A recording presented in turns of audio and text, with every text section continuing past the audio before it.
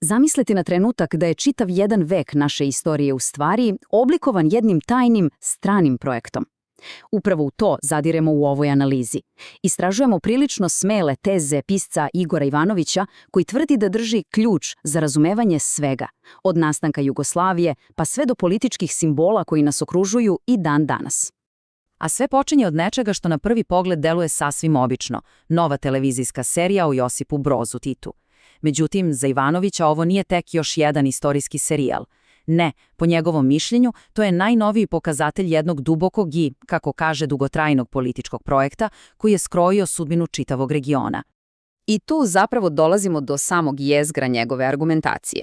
Ivanović uvodi jedan koncept koji on naziva englesko pitanje. On ga predstavlja kao neku vrstu glavnog ključa za otključavanje svih političkih procesa na Balkanu u posljednjih 100 godina.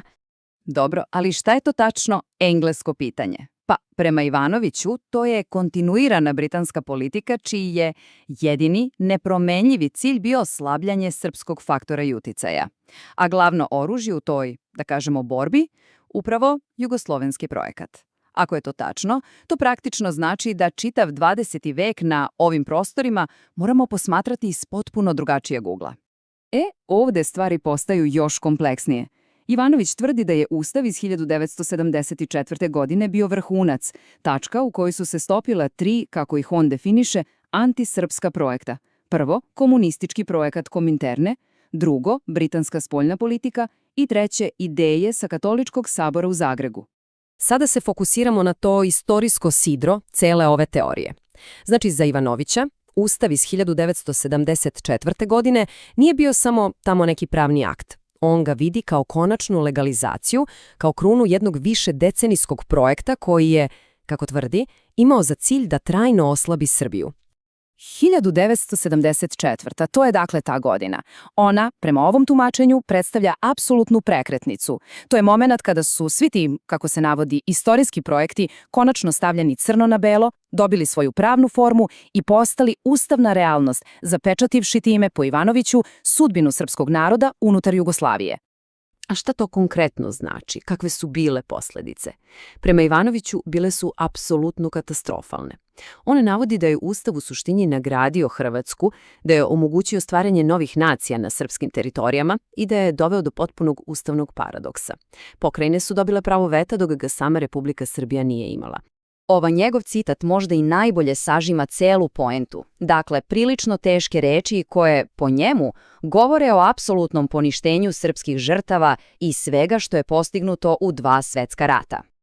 Ali, da ne ostanemo samo u prošlosti, kako se ova teorija, po Ivanoviću, ogleda danas?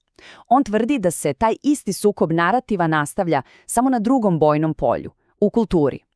I tu na scenu stupa film General i medijski rat koji je, kako kaže, usledio, gde je BBC odigrao glavnu ulogu. Dakle, imamo film General. Šta je tu sporno?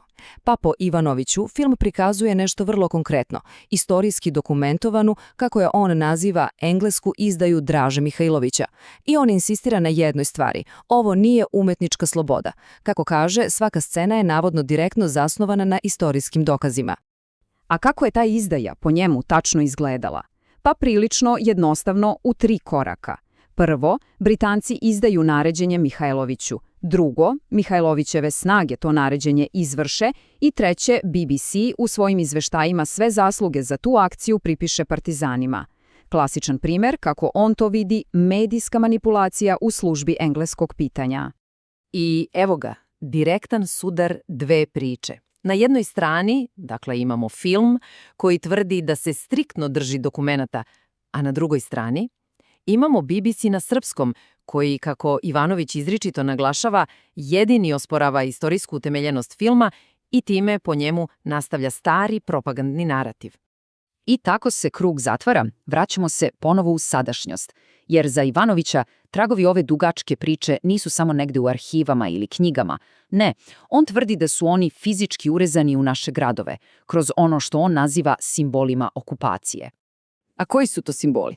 Pa evo nekih koje on izdvaja. Naravno, tu je kuća cveća kao centralni simbol, ali i razne ulice i spomenici posvećeni ličnostima koje on smatra direktnim sprovodiocima te, kako je naziva, antisrpske politike. Svako od ovih mesta u njegovom tumačenju nije samo spomenik, to je živi dokaz kontinuiteta. I naravno postavlja se logično pitanje. Zašto sve to i dalje stoji? Pa Ivanović ima spreman odgovor.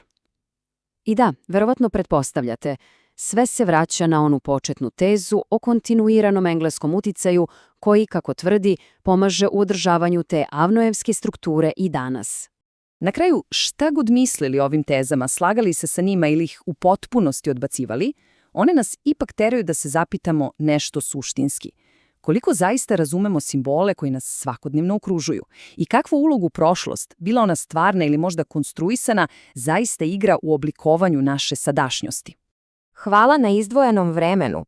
Ukoliko vam je ova analiza bila zanimljiva i podstakla vas na razmišljanje, pogledajte i druge sadržaje na našem kanalu Geopolitika u AI minuti.